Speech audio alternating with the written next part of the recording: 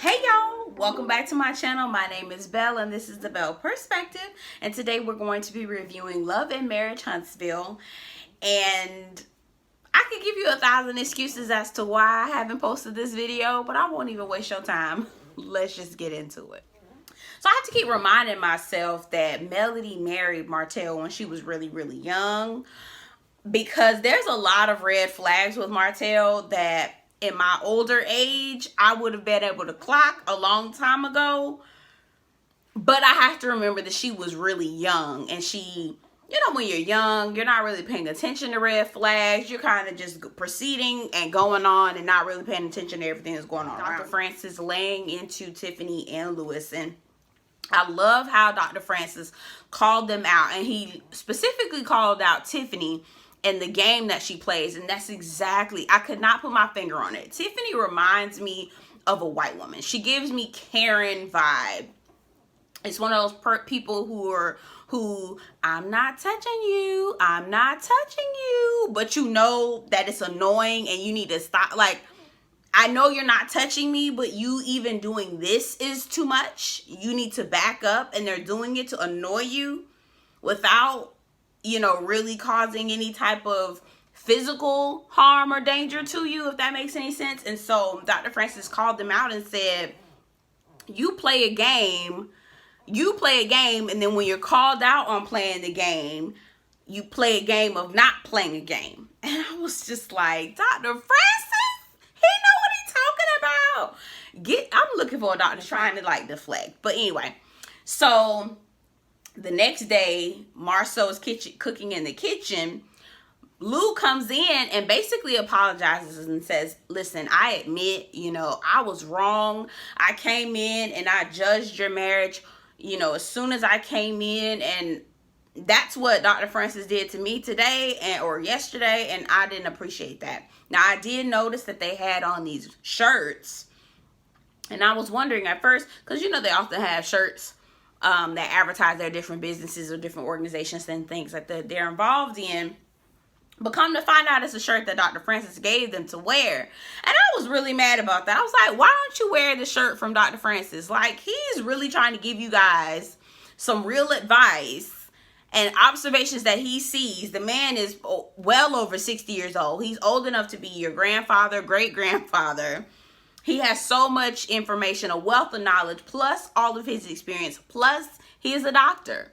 He has a PhD. So I don't understand, either PhD or Psych D. I don't understand what the problem is. So Lou apologizes and says that, you know, he's upset. Now, I love how Tiffany and Lewis were questioning Dr. Francis's credentials and his experience and all this other stuff. But before they came to retreat, Tiffany was all gung-ho saying, Dr. Francis, hopefully he can convince him to change my husband's mind so we can have a baby. Now, wait a minute. Which one is it? Are you excited about Dr. Francis, or are you mad because he's calling you out and he's intelligent enough to see when you playing a game? Tiffany, I don't even know why they still on the show. I don't know why they're still on the show. I think was pretty interesting is how Mar-sau and Maurice were trying to tell Lou that their energy wasn't right. Mar-sau, your wife had to lie to you to get you there. So you not listening to what Dr. Francis has to say either. And neither are you, Maurice.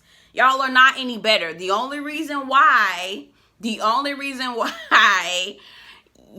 Dr. Francis hasn't called y'all out is because you're not blatant with your disrespect. You're not blatant with your both of them, to stop acting like they're so evolved. And that's what gets on my nerves. They act like they're evolved, or they try to defend themselves and act like as if they're evolved men, but they're not. They're just as misogynistic, sexist, and chauvinist as they want to be.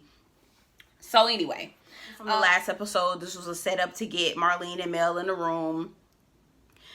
I'm not going to talk too much about this because it literally gets on my nerves. The fact that Miss Marlene will sit there and defend her son to the death, no matter how wrong, no matter how terrible, no matter what. She sat up here and called this girl lazy. Now, let's be honest. I don't care for Melody. She's not my favorite. I don't root for her like that. I'm not Team Melody at all. But I will say that if the girl was lazy, she wouldn't have been able to do all the things that she did. And quiet as it's kept, if Martell was so busy and doing all the things that you claim that Melody had him doing, how the hell he had so much time to tip off and go be with that other girl for 5 years, 6, 7, 8 years? And I think it was more than 5 years. I think it was 7 or 8 years. That's more than half the time that they were married. So if he was so busy ripping and running and serving and doing all these different things for Mel, how the hell he had time to be off in somebody else and be off in somebody else running the streets and making a baby? How is that even possible? And I'm not gonna lie to y'all, I skipped this part because I don't really be fooling with Tiffany and Lewis. I don't care what they got going on. But Tiffany and Lewis, Tiffany said, I think some of those tears that you felt were, you know, because your dad wasn't around. So whatever happened in that scene, I heard just bits and pieces. I skipped through most of that because I don't really care for Tiffany and Lewis. Mar-sau and Tisha. Actually, Martell and Marlene. So they show Martell at the house with the kids. Marlene was talking to the little baby, saying she's going to teach her how to write her name. And so I don't know what it is. Martell makes my ass itch. I cannot stand Martell. If I saw Martell in the street, I ain't even gonna say it. I'm not gonna say it, but I can't even look at him on screen. Like, that's how disgusted I am with him. He makes me disgusted. Anyway, so I know he lying. He was like, yeah, you know, if I were to release today, it'd be sold out. So I have to increase productivity to meet the orders. Now, it was something he does. It's something he does. When he lying, he go to stuttering. He's lying about that. He's lying. He is lying. He said that his sorry y'all. He said that his he lying. He's lying. He is lying. I heard there's something his body does when he's lying, and he was doing that when he was lying. So anyway, Miss Marlene come down, sit down, talk to him, ask him what he doing. That's when he said his bold-faced ass lie about the wine and all the other stuff. And she goes to tell him that, hey, you know, I met with Melody, and they were like, yeah, you know, she was real positive, and Martell was like, oh, what? She was being positive? I can't believe it, because she was being so disrespectful to you. Martell, you have no right to tell anybody that they're being disrespectful. You can't say a word to anybody about being disrespectful. Francis calls Mar-sau and Tisha. And so they basically open up and say, you know, within the last 3 to 4 years, which means that how long they've been on this show, they've been having marital problems. He said, because we have a traditional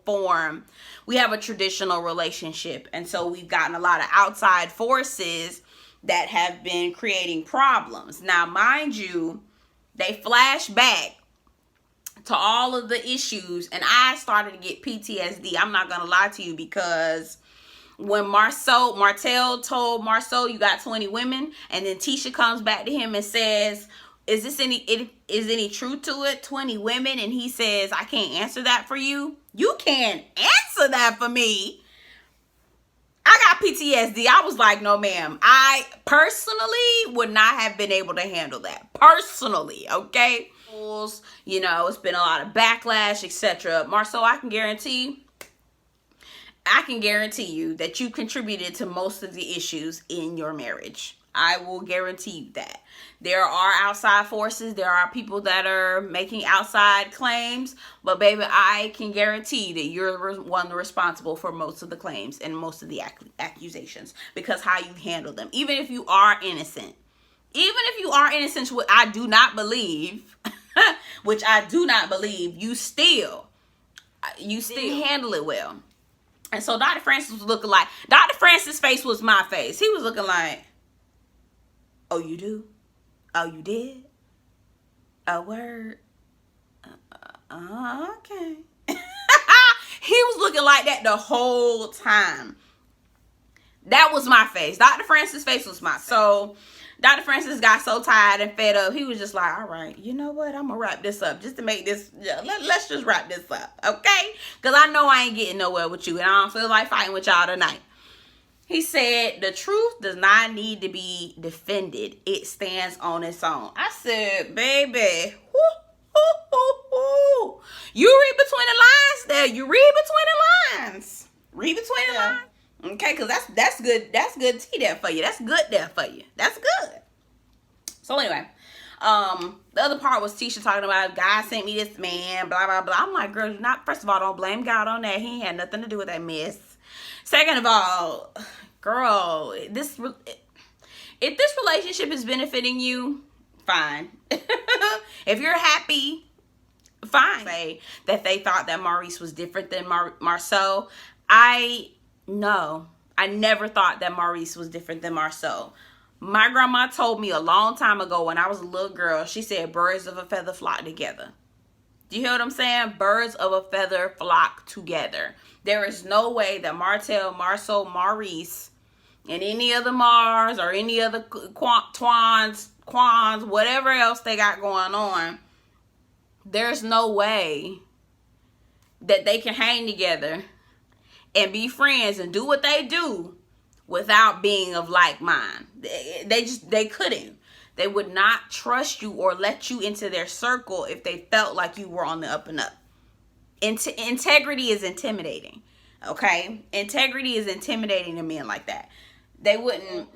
I'm sorry. Maurice says that a spouse should be ready and available for sex, and the other spouse should never be able to say no.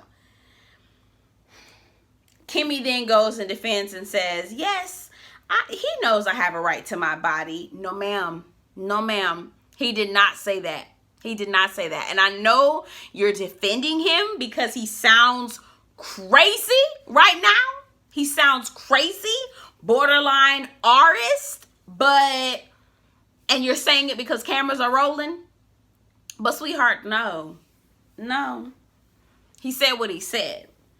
And I'm going to take it what he said. I'm going to take him for his word. Okay? Kimmy, I don't know. I don't know why. I don't know. But anywho, that is my thought. Y'all tell me what y'all think. And per usual, so glad you're here. If you made it all the way this far to the end of the video, you might as well go ahead and like, comment, and subscribe to the channel for more content. Anywho, my name is Belle. This has been the Belle Perspective, and I will see you all later. Take care.